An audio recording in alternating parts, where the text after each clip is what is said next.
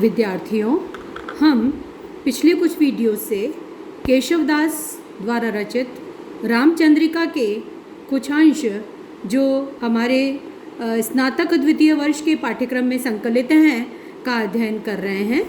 इस क्रम में हमने राम वंदना, सूर्योदय वर्णन के कुछ पद और पंचवटी वन वर्णन के कुछ पदों का अध्ययन किया। आज हम हनुमान लंका गमन का एक छंद जो द्वितीय वर्ष के पाठ्यक्रम में संकलित है का अध्ययन करेंगे। हरि कैसो वाहन की विधि कैसो हेम हंस, लीक से लिखित नभ पाहन के अंक को, तेज को निधान राम मुद्रिका विमान कैंधो, लक्ष्मण को बाण छूट्यो रावण निशंक को, गिरि गज गंड ते उड़ान्यो शुभ रन अली, सीता पद पंकज सदा कलंक रंक को, हवाई सी छूटी कैसोदास आसमान में, कमान कैसो गोला हनुमान चल्यो रंक को। तो यहाँ पर केशवदास जी हनुमान जी जो सीता की खोज के लिए जब लंका की ओर गमन करते हैं, जब दक्षिण दिशा की ओर हनुमान जी आगे बढ़ते हैं और लंका की ओर गमन करते हैं सीता को खोजने के लिए, उस समय का वर्णन करते हुए केशवदास जी हनुमान की गति का वर्णन करते हैं। किस तीव्रता से, किस तत्परता से हनुमान अपने कार्य में लग गए हैं। तो उस तत्परता, उस तीव्रता के माध्यम से वे राम के कार्य के लिए हनुमान के मन में जो भाव है, जिस प्रकार का उत्साह है, उसकी भी मानो साक्षात अभिव्यक्ति कर देते हैं। क्या कहते हैं? हरि कैसो वाहन, हनुमान जिस तरह से जा रहे हैं, जो उनकी जाने की गति है, उसके लिए वे कहते हैं हरि कैसो वाहन की विधि कैसो है महंस, लीक सी लिखत नभ पाहन के अंक को।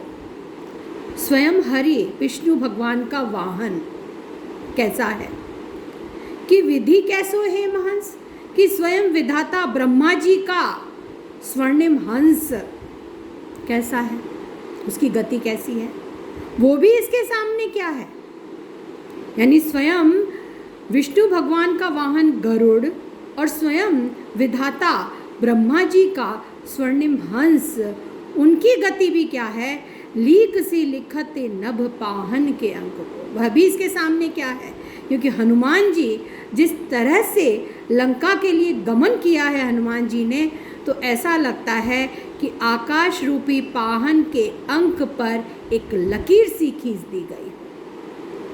यह अनुभव ही नहीं होता, यह दिखाई ही नहीं देता कौन जा रहा है, एक लीक सी खींचती हुई दिखाई देती है। तेज को निधान राम मुद्रिका विमान कैंधो, अब या तो यह तेज का भंडार राम की मुद्रिका रूपी विमान था जो तीव्र गति से लंका की ओर बढ़ चला था। हम सब जानते हैं कि राम ने अपनी एक मुद्रिका पहचान के लिए, बताने के लिए हनुमान जी को दी थी, जिसे हनुमान जी ने सीता को दिखाया था।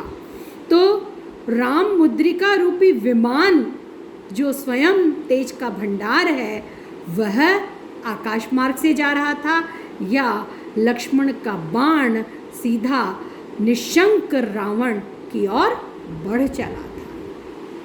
तो हनुमान जी की गति इतनी तीव्र थी कि आकाश रूपी पाहन पर एक लकीर से खिंच गई हो, आकाश पटल पर एक रेखा खिंच गई। यह स्वयं राम की मुद्रिका रूपी विमान की गति थी, वह तीव्र गति से बढ़ रहा था, या स्वयं लक्ष्मण का बाण ही निशंक रावण की ओर छूट गया था।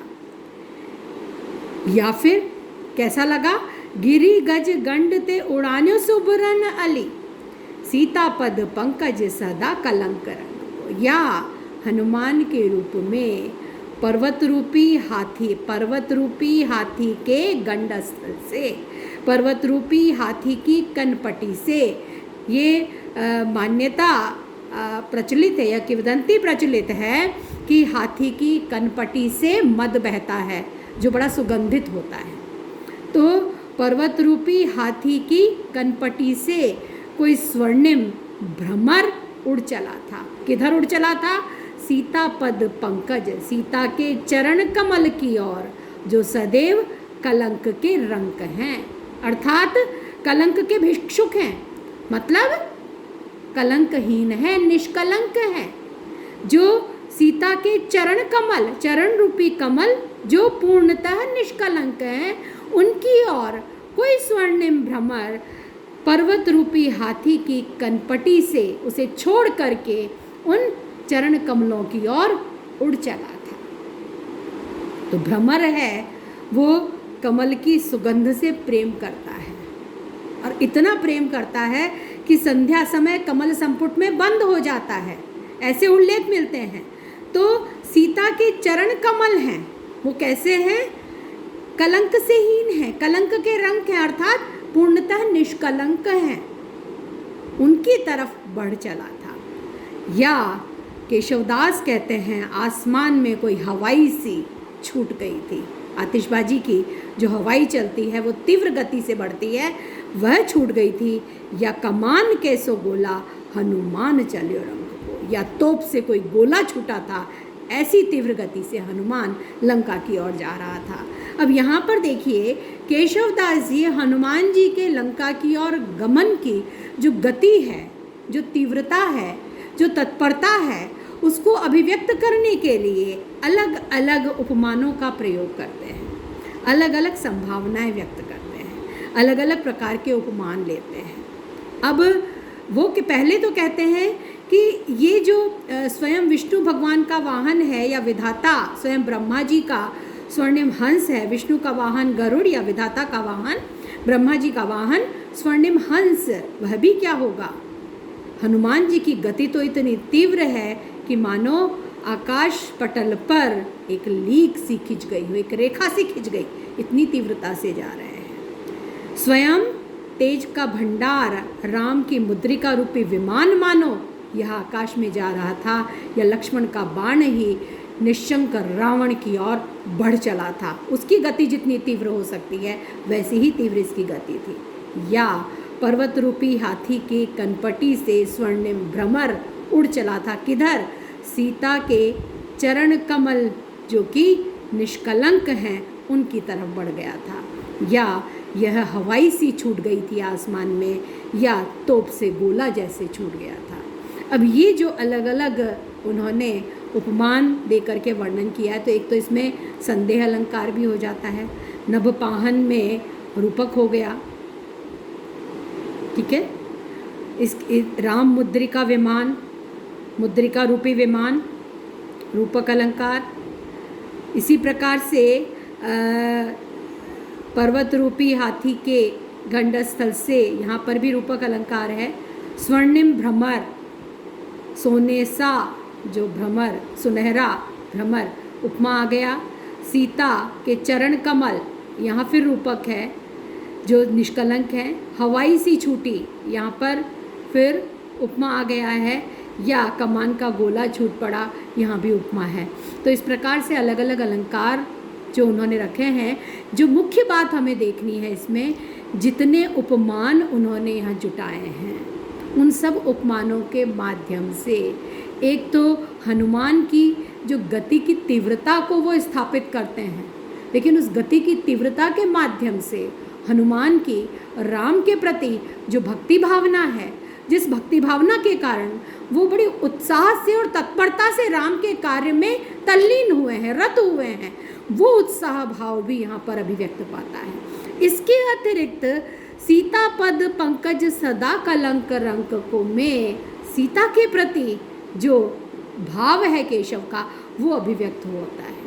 मैं जब केशव के काव्य में कठिनता के बारे में जब मैंने बात की थी तब भी मैंने बताया था आपको कि अनेक प्रसंग ऐसे मिलते हैं जिसमें केशव उपमानों के उस मोह को, चमत्कार प्रदर्शन के मोह को छोड़कर पूरी तरह से भावनामय हो जाते हैं। सीता का जब भी वर्णन केशवदास करते हैं तो वहाँ पर उनकी भावनाएं, उनका भावों का प्रवाह देखते ही बनता है।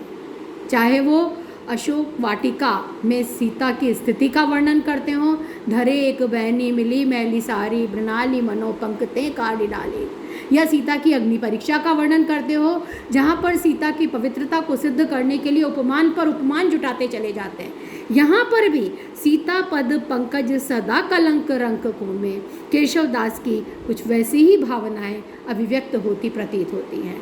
तो यहाँ पर भावपूर्ण उपमान है। इसके अतिरिक्त उन उपमानों के माध्यम से हनुमान की राम के प्रति भक्ति भावना, राम के कार्य के प्रति एक तत्परता, एक उत्साह, एक जोश है, वह भी इसमें अभिव्यक्ति पाता है।